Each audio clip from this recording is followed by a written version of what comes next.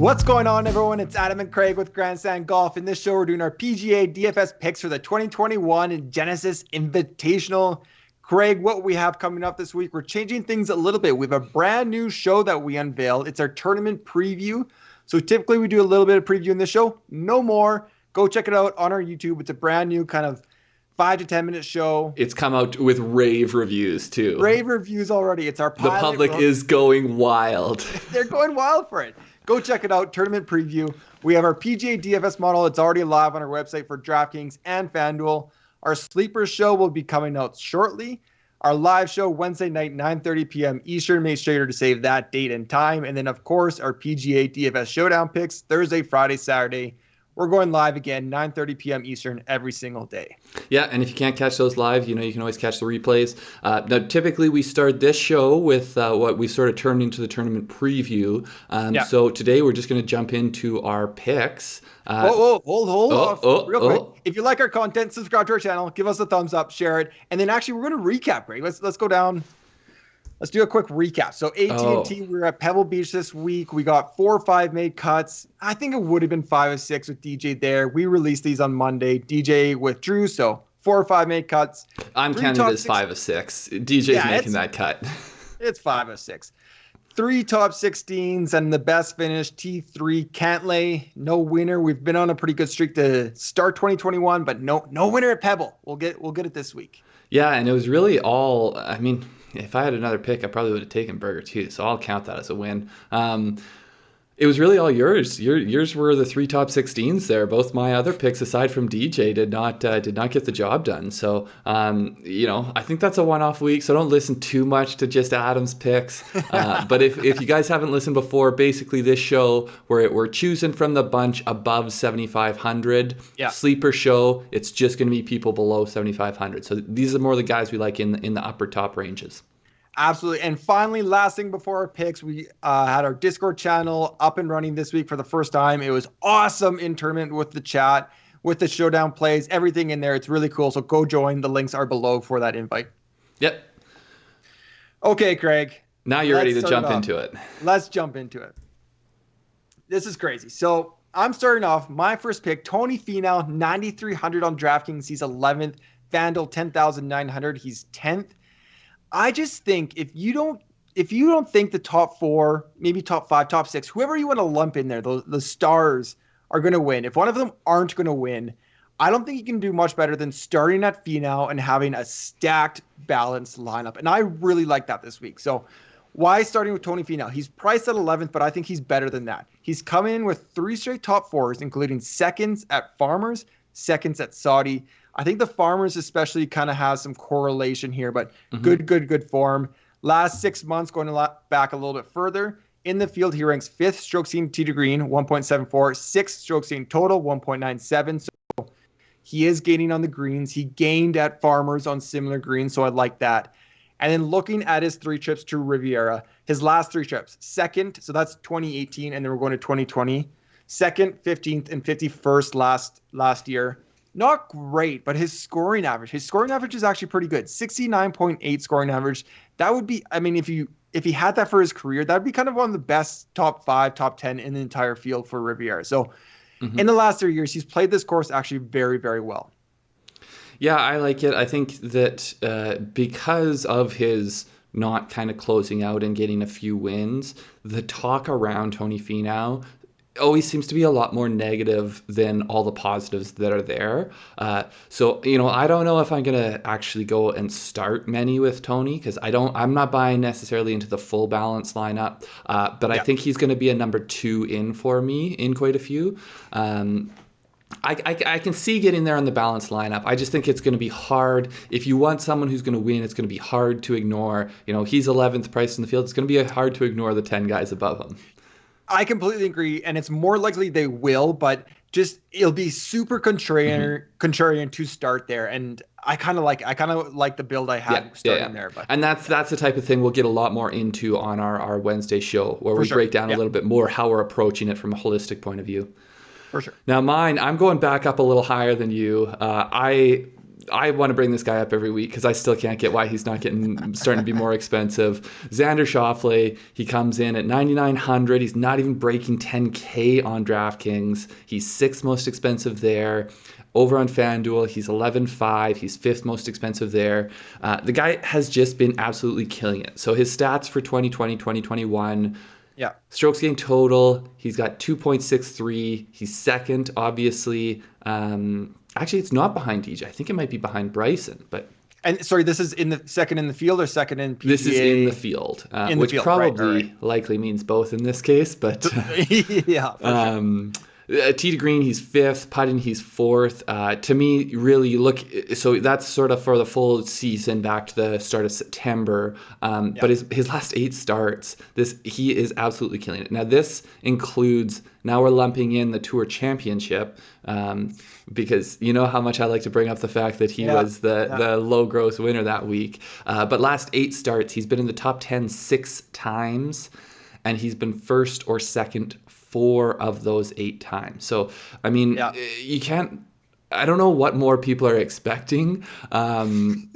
Yes, maybe they're expecting Dustin Johnson 4 wins in 8 starts. But I just think he is sort of flying under the radar a little bit for how well he has been playing. Yeah. Even though, so there are 2 out of 8 that were not top 10s. Those were both top 20s still. So like he has not really put up a stinker in a long, long time. You look at his course history, it doesn't pop like, DJ's does and Adam Scott's and some of the people who really have long, very illustrious course histories.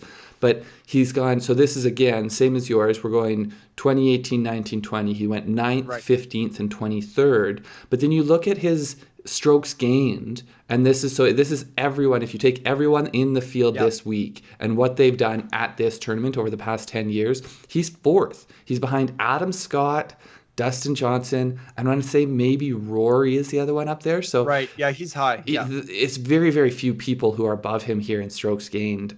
So I just think that if I can start my lineups with Xander, I mean, we'll get into the full player pool. I'm not going to totally fade everyone above him, but I think that's a good place to start. And you can get your second price guy. You can get another very, very high priced guy in there with him. So real quick, on our website, under tournament history, you can see the strokes gained data that Craig is talking about. So that is right there. You can check that out. And that's just on the this DFS week model. We've added that in there as a new one. Yeah. Brand new feature this week. So here's the thing with Tony Finau, Xander Schauffele. I don't know why we just picked 2 guys that seem to be like the silver medalists, the bridesmaids, but here we are. It just seems like they're overdue. They're both overdue. I don't know.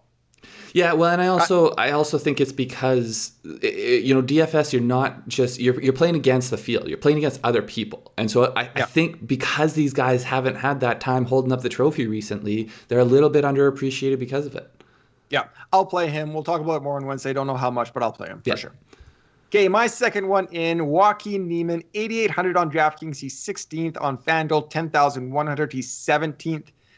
So looking at the ranks, he ranks 6th in the Grandstand Golf DFS model for the 2020-2021 season. So his recent form is amazing. He's 45 under in his last 2 tournaments, averaging for a tournament 22.5 strokes under par. Like absolutely crazy. Looking at his full year, he is 1 round over par in 31 professional rounds.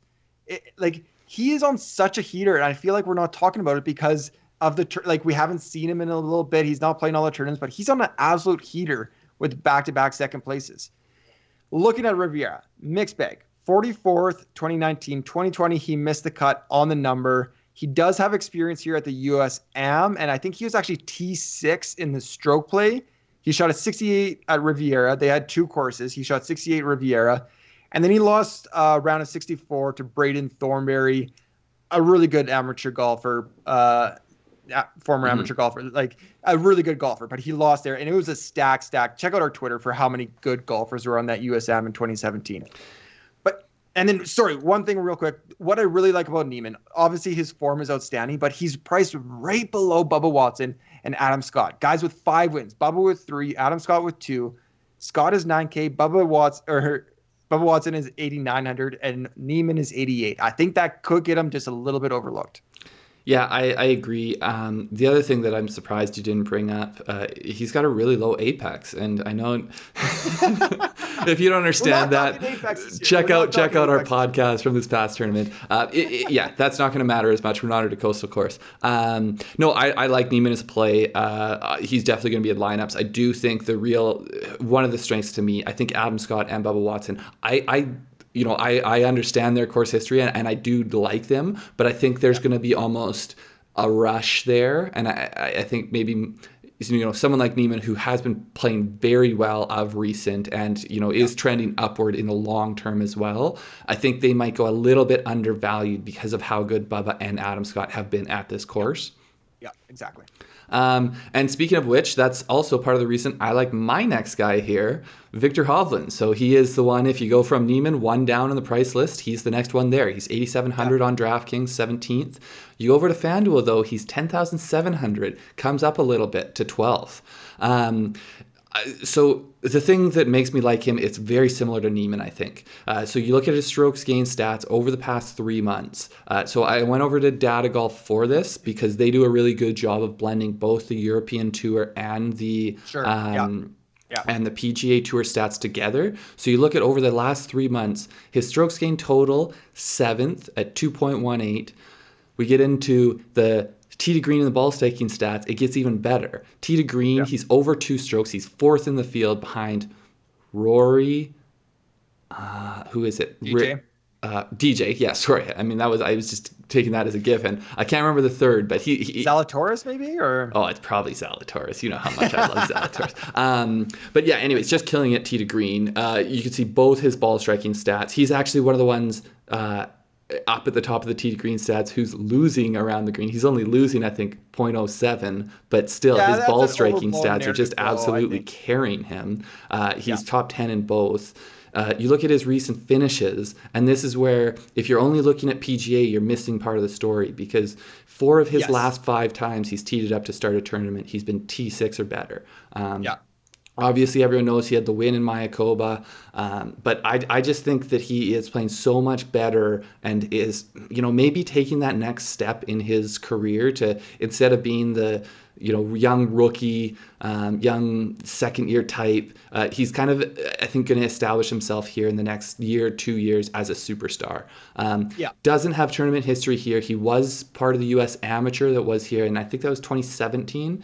But so I think when you look at amateurs, I think Niemann and Hovland are good examples of guys that I don't necessarily care how good they were in college. Like, there's some people who, how good they are, they might be better proportionally in college than they're ever going to be in the PGA. And there's other people who they're going to be better pros because they haven't even realized how good they are yet. And the things that they do really well are the things that are valued the most at the higher level. And I think Viktor Hovland's definitely one of those guys.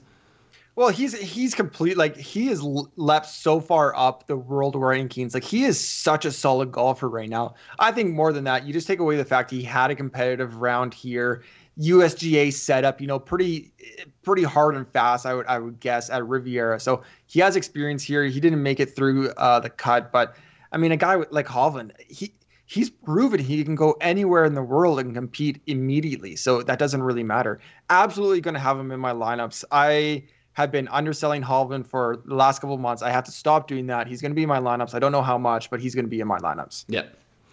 Well, good that you're finally jumping on board. Okay, my third and final pick. People that know us a little bit might think this is a little bit, I don't know. I've been on him for a while, and I need to stick through it because I feel like something is coming. Cameron Tringale, 7,600 on DraftKings, 9,300 on FanDuel. He's 31st in both.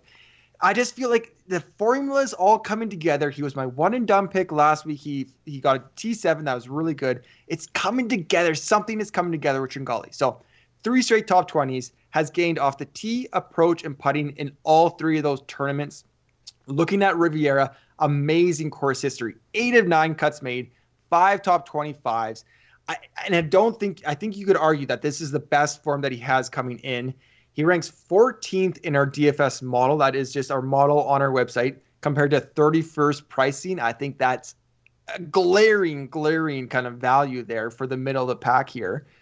And then the other thing that doesn't really get talked about, but since 2017, looking at his PGA Tour stats, he's gained 20 yards off the tee. So he went from around 280 to the last couple of years averaging around 300, over 300 now. Test him.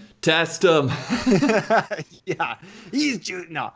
I think with that mix, with his tournament history, with his form, like it's all coming together that he could have something special. I think 31st priced. I'm going right back to Tringale this week. I'm going right back. Yeah, I haven't obviously gone into the depth on him that you have yet.